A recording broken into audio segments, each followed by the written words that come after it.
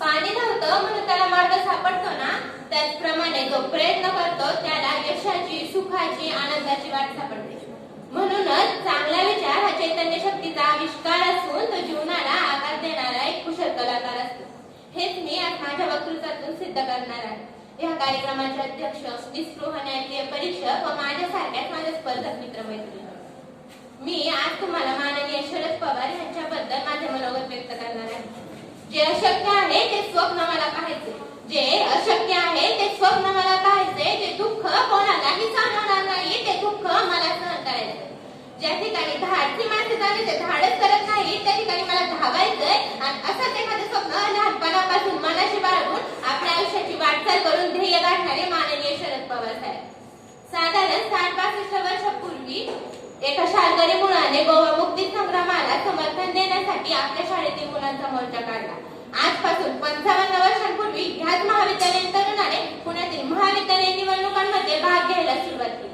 त्या काळातील मुलांचे प्रश्न समजण्याची कुवत व संघटन कौशल्य यांच्या जोरावर त्यात यशही मिळाले. स्वप्ने जिथे साकार होते, जीवन तेथे साकार घेते.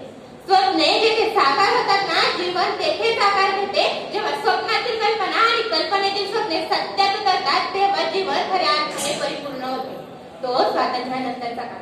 पुण्यात विविध वैचारिक प्रभाव मानणाऱ्या चळवळींचा काळ होता.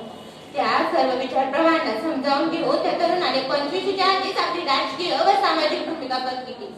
अवघ्या 27व्या वर्षी जनतेचा कौल घेऊन विधानसभेत प्रवेश केला आणि तेव्हापासून आज तगायत माननीय शरद पवार हे नाव देशाच्या कोणत्या ना कोणत्या कार्यमंडळ सदस्यांमध्ये विनाखंड कायम आहे. आपण ज्या पायरीचा सहारा घेऊन पुढची पायरी गाठली आहे ना, त्या पायरीला कधीही विसरू नये. कारण आपण त्या पायरीचा सहारा घेतला नसताना तर आपण पुढची पायरी कधी ओलांडू शकतो. ज्याप्रमाणे सुप्रियाताई सुळेंच्या आयुष्यात देखील शरद पवारांनी एका मार्गदर्शक पायरीचे काम केले. असं म्हणतात ना, शुद्ध विजापोटी खरे रसाळ मोमटी. त्याचप्रमाणे शरद पवार हे केवळ सुप्रियाताईंसाठीच नव्हे तर देशातील इतर तरुण पिढीसाठी मोठ्या प्रमाणावर आदर्श व्यक्तिमत्व आहे. शिकणे उत्कर्षाची सर तुम्ही करीत राहावी, शिकणे उत्कर्षाची सर तुम्ही करीत राहावी. कधी वरून पाहता आमची शुभेच्छा स्मरावी. तुमच्या इच्छा आकांक्षा वेलू गगनाला भिडू दे. तुमच्या जीवनात सर्व काही मला सारं ते करू दे. तुमच्या जीवनात सर्व काही मला सारं ते करू दे. त्यांनी कृषी खात्यात मोठ्या प्रमाणावर कायापालट केली. त्याचप्रमाणे मंडळ आयोगाची अंमलबजावणी, सीमा प्रश्न तोडगा इत्यादी क्षेत्रात मोलाची कामगिरी केली. मन जर का फुल असेल तर ते ज्याहून ते सदा असेल.